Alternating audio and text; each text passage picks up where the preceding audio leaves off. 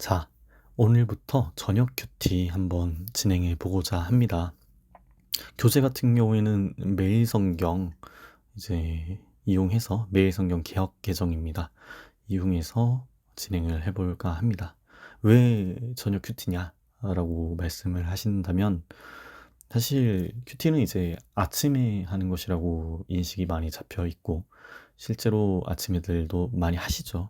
근데 사람들에 따라서는 아침 인간이 아닌 분들도 있고, 스케줄상 아침에 무언가를 하기 어려우신 분들도 있고, 근데 이제 아침에 큐티를 안 하게 되면 또 '아 오늘 큐티는 끝났네.' 이렇게 생각이 들어서 큐티를 안 하시는 분들도 간혹 있으리라 생각이 듭니다.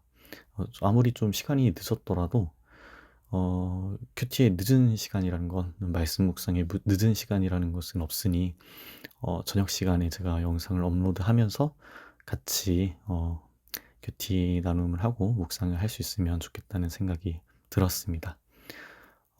교재는 매일 성경이고요. 페이지는 46 페이지에서 47 페이지입니다. 제목은 이제 3월 9일 월요일 돌을 옮겨라 영광을 보리라고요. 소제목을 보니까 예수님은 신이 부패하여 악취가 진동하는 무덤 앞에서 돌을 옮겨 놓으라고 명하시고 죽은 자를 향해 나오라고 명령하심으로 사망 권세를 깨뜨리십니다라고 되어 있습니다. 본문은 이제 요한복음 11장 38에서 46절입니다. 제가 쭉 한번 읽어 보겠습니다. 이에 예수께서 다시 속으로 비통히 여기시며 무덤에 가시니 무덤이 구리라. 돌로 막았거늘 예수께서 이르시되 돌을 옮겨 놓으라 하시니 그 죽은 자의 누이 마르다가 이르되 주여 죽은 지가 나흘이 되었음에 벌써 냄새가 나나이다.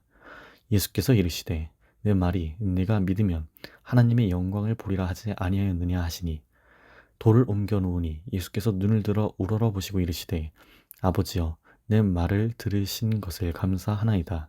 항상 내 말을 들으시는 줄을 내가 알았나이다.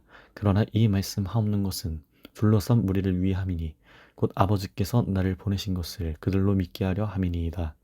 이 말씀을 하시고 큰 소리로 나사로야 나오라 부르시니 죽은 자가 쑥을 배로 동인 채로 나오는데 그 얼굴은 수건에 쌓였더라. 예수께서 이르시되 풀어놓아 다니게 하라 하시니라. 마리아에게 와서 예수께서 하신 일을 본 많은 유대인이 그를 믿었으나 그 중에 어떤 자는 바리새인들에게 가서 예수께서 하신 일을 알리니라. 아멘. 네, 그래서 전반적인 내용을 보면은 예수님께서 이제 나사로를 일으키시는 장면이고요. 그 가운데 이제 두 가지 장면이 들어가 있습니다. 첫 번째는 그 마리아의 누이 마르다가 돌을 옮기라 하니 이미 죽은 지 나흘이 되었음에 벌써 냄새가 나나이다 이렇게 말을 합니다. 어찌 보면 좀 믿음이 부족한 면모를 보였다고 볼 수 있겠습니다. 그리고 이제 두 번째로는 돌을 이제 옮기고 나서 예수님께서 하늘을 우러러 보시고 하나님께 기도를 드리시는 장면이 있습니다. 그래서 이제 나사로를 살린 뒤에도 이제 다른 장면이 또 나오죠. 바리새인들에게 가서 예수께서 하신 일을 알리는 약간 좀 배신자적인 행위를 하는 사람도 있는 반면에 예수께서 하신 일을 본 많은 유대인은 그를 믿었다라고도 나와 있습니다. 우선 해설을 찬찬히 한번 읽어보고요. 거기에 따라서 제가 느끼는 바를 정리해서 말씀을 드리겠습니다. 우선 38에서 40절 해설 내용을 좀 읽어보겠습니다. 나사로를 살리기 전에 무덤을 막은 돌을 옮기라 하시고 시신이 부패하는 냄새가 난다며 만류하는 마르다에게 믿으면 영광을 보리라 말씀하십니다.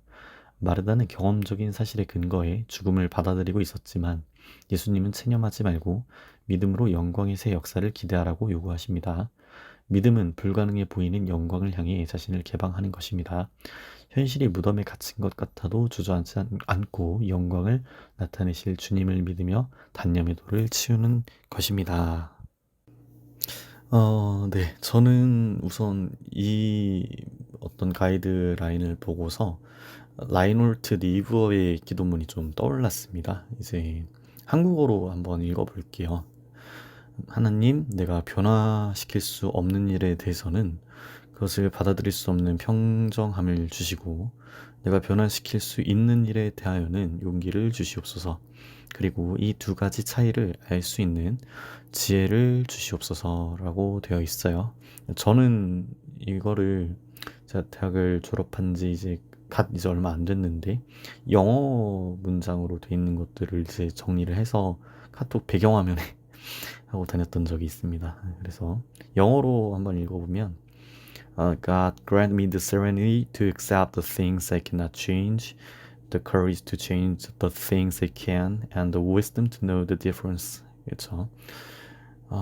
여기서 가장 중요한 것은 사실 둘 사이의 차이를 알 수 있는 지혜라고 생각을 합니다.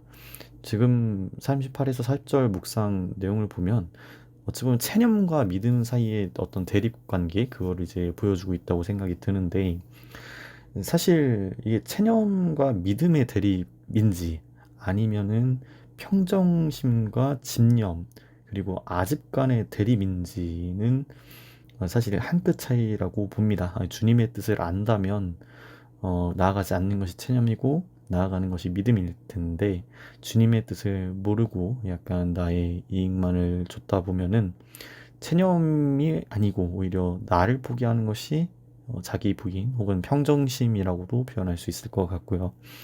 그리고 내 뜻만을 고집한다면 어쩌면 집념과 아집이 될 수도 있지 않을까. 그래서 주님의 뜻이 무엇인지를 아는 분별력이 중요할 것 같습니다. 당연히 요한복음 내에서는 예수님께서 이제 직접 말씀하신 내용들이기 때문에 당연히 이제 주님의 뜻이 명확하게 드러나겠지만 우리의 일상에서는 사실 그런 것들을 분별하기는 어려운 것 같습니다.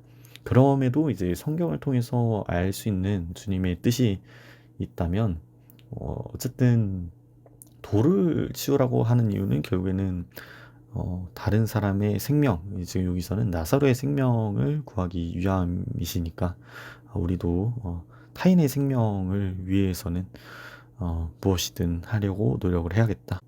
그런 생각이 좀 들었습니다.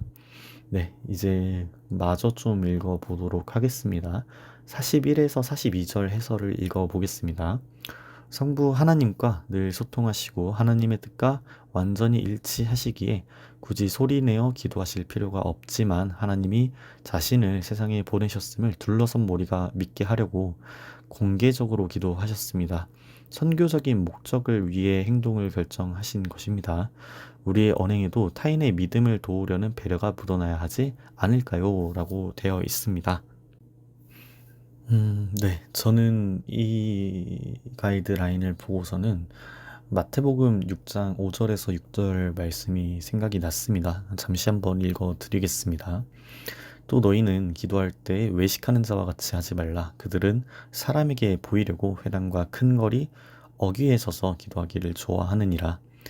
내가 진실로 너에게 이르노니 그들은 자기 상을 이미 받았느니라. 너는 기도할 때 네 골방에 들어가 문을 닫고 은밀한 중에 계신 내 아버지께 기도하라. 은밀한 중에 보시는 내 아버지께서 갚으시리라 라고 되어 있습니다. 사실 그 요한복음서에 나와 있는 예수님의 모습과 가장 대비되는 것이 마가복음서에 나오는 예수님의 모습이라고 생각이 되는데요.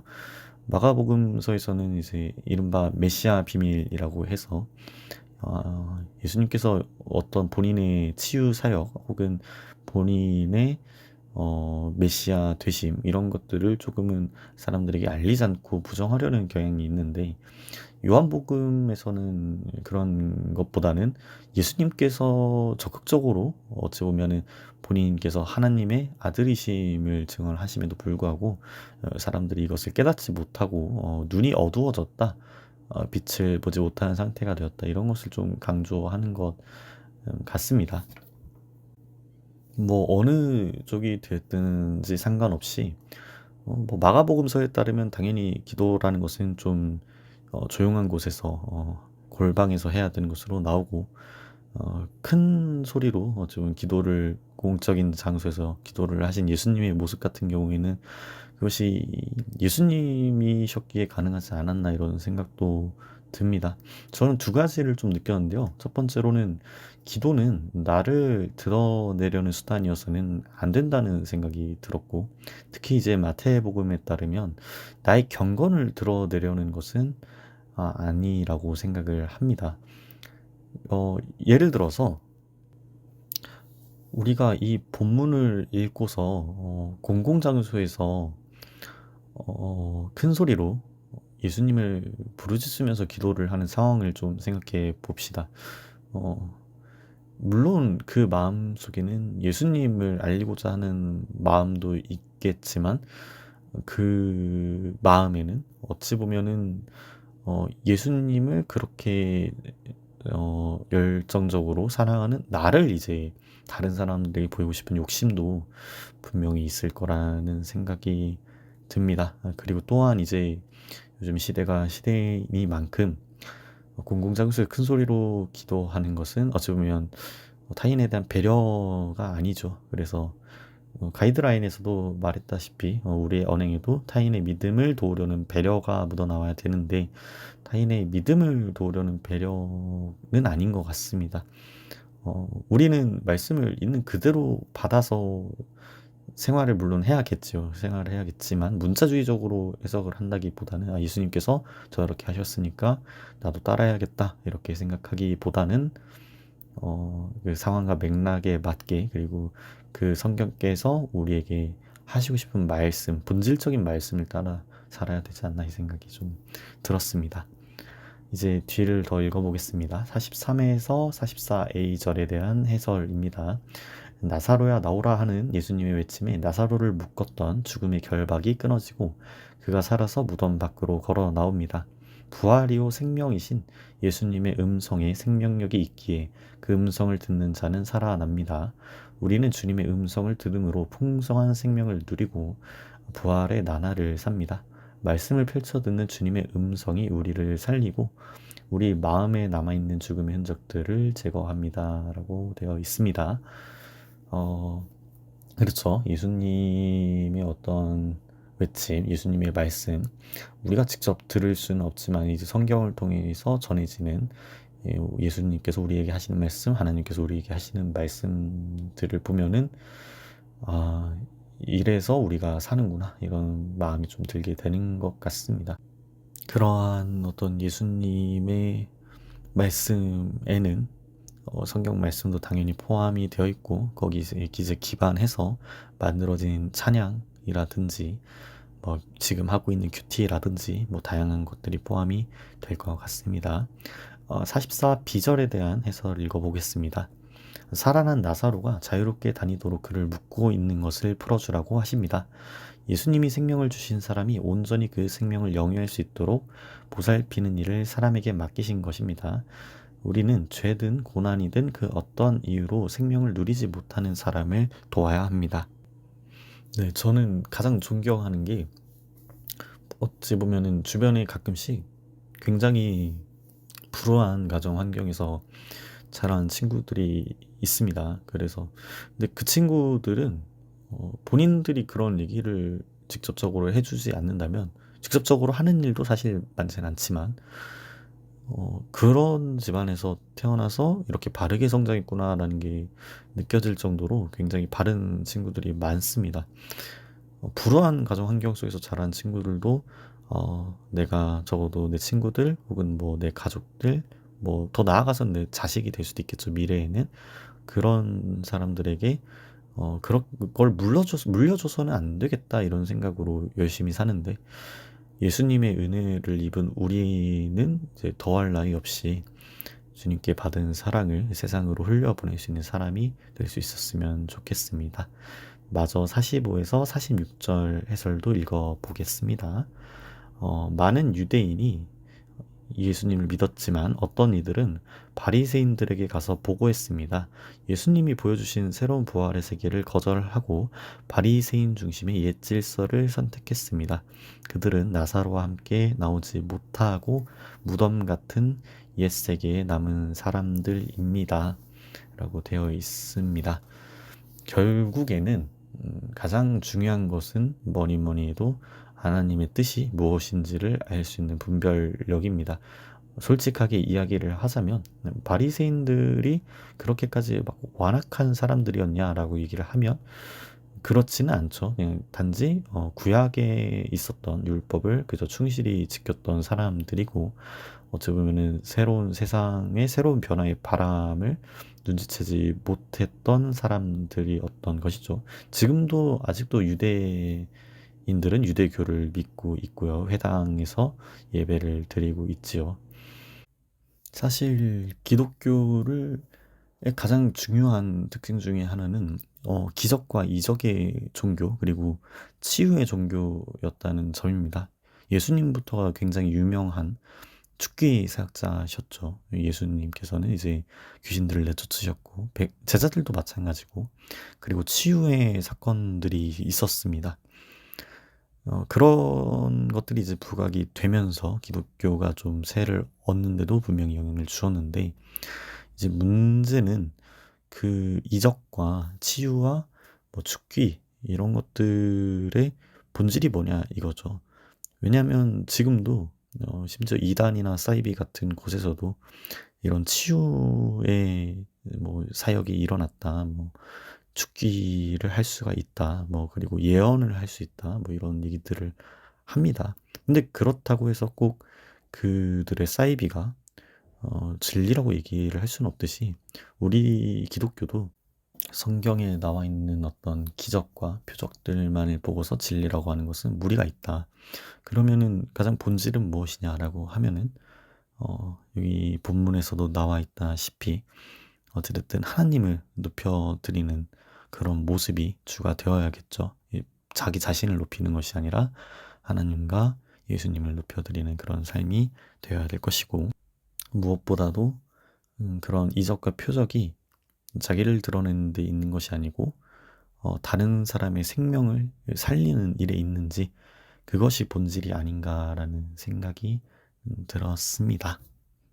자, 오늘의 큐티는 여기서 마무리를 하도록 하겠습니다. 각자가 마음에 있는 어떤 소원들, 기도하고 싶은 내용들 기도하시면서 이 큐티 마무리 하셨으면 좋겠습니다. 저희는 오늘은 좀 늦었는데요. 내일부터는 조금씩 일찍 업로드를 해서 오후 5시쯤에 업로드를 하는 것을 목표로 하겠습니다. 그래서 아침에 큐티를 못 하셨더라도 저와 같이 큐티를 해주시면 예, 저는 감사할 것 같습니다. 오늘은 여기까지입니다. 수고 많으셨습니다.